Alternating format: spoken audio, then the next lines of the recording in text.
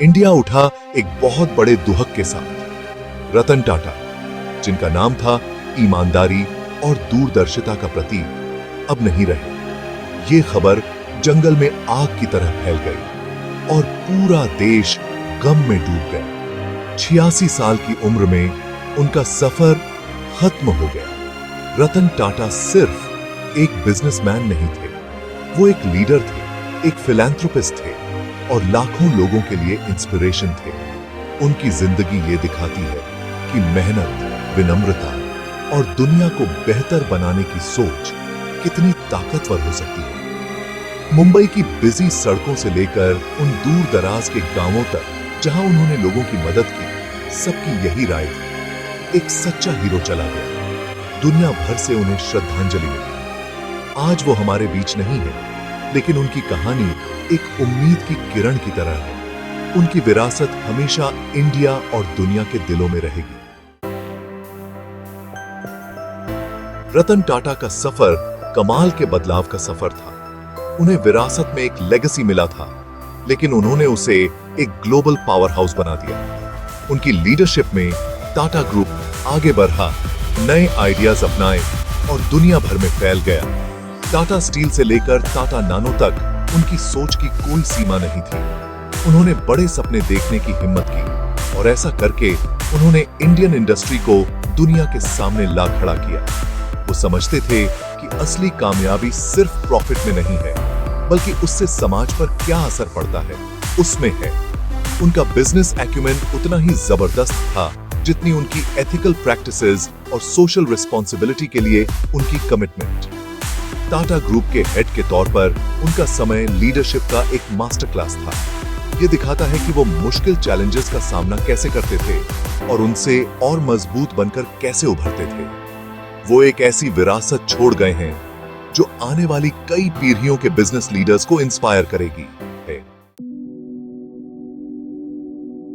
रतन टाटा को यकीन था कि दया में बहुत ताकत होती है। उनके फिलैंथ्रोपिक काम उतने ही विशाल और अलग अलग थे जितना उनका बिजनेस एम्पायर। उनके लिए असली कामयाबी समाज को वापस देना था। एजुकेशन, हेल्थ केयर, गरीबी कम करना, उनकी दरियादिली ने अनगिनत जिंदगियों को छुआ। वो समझते थे कि असली तरक्की में सबकी भलाई शामिल है, सिर्फ कुछ अमीर लोगों की नहीं। उनके फिलैंथ्रोपिक काम सिर्फ चैरिटी नहीं थे, ये उनके दिल में अपने साथी इंसानों के लिए जो सहानुभूति थी उससे प्रेरित थे। वो कम्युनिटीज को एम्पावर करने में यकीन रखते थे, उन्हें खुद को ऊपर उठाने के लिए जरूरी चीजें मुहैया कराते थे। उनकी गिविंग की विरासत हमें याद दिलाती है कि पैसा कमाने के अलावा असली खुशी दूसरों की जिंदगी में सकारात्मक बदलाव लाने में है। सेक्शन 4, एक ग्लोबल आइकॉन अपनी जड़ों से जुड़े। रतन टाटा एक ग्लोबल आइकॉन थे, लेकिन उनका दिल हमेशा इंडियन वैल्यूज से जुड़ा रहा। वो ट्रेडिशन और मॉडर्निटी का परफेक्ट मेल थे। तरक्की को अपनाते हुए अपनी जड़ों से जुड़े रहे। उनकी विनम्रता मशहूर थी।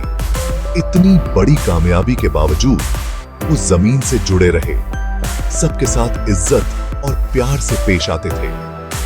वो एक ऐसे लीडर थे जो खुद एग्जाम्पल बनकर लीड करते थे, शब्दों से नहीं बल्कि अपने कामों से इंस्पायर करते थे। उनकी कहानी दुनिया भर के लाखों लोगों को अपनी ओर खींचती है, सांस्कृतिक दीवारों को तोड़ती है। उन्होंने दुनिया को दिखाया कि इंसान अपने वैल्यूज से समझौता किए बिना भी एक्स्ट्रॉर्डिनरी कामयाबी हासिल कर सकता है। उनकी जिंदगी एक मिसाल है कि कैसे ईमानदारी, विनम्रता और करुणा सच्ची महानता की राह दिखा सकते हैं। सेक्शन 5, रतन टाटा की अमर विरासत। रतन टाटा भले ही इस दुनिया से चले गए, लेकिन उनकी विरासत हमेशा जिंदा रहेगी। उन्हें एक विजनरी लीडर, एक कंपैशनेट फिलैंथ्रोपिस्ट और इंडिया के एक सच्चे आइकॉन के रूप में याद किया जाएगा। उनकी कहानी आने वाली पीढ़ियों को इंस्पायर करती रहेगी, जो दिखाती है कि मेहनत, समर्पण और दुनिया को बेहतर बनाने की अटूट इच्छा शक्ति में कितनी ताकत होती है।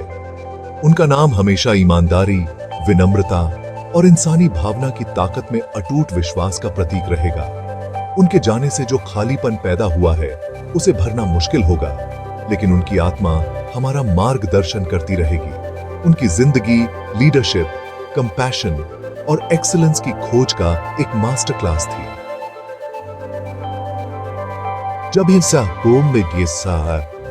जब हम इस महान व्यक्ति के जाने का शोक मना रहे हैं, तो आइए हम उनके रिमार्केबल जीवन का जश्न भी मनाएं और उन आदर्शों पर खरे उतरने का प्रयास करें जिनके वो प्रतीक थे।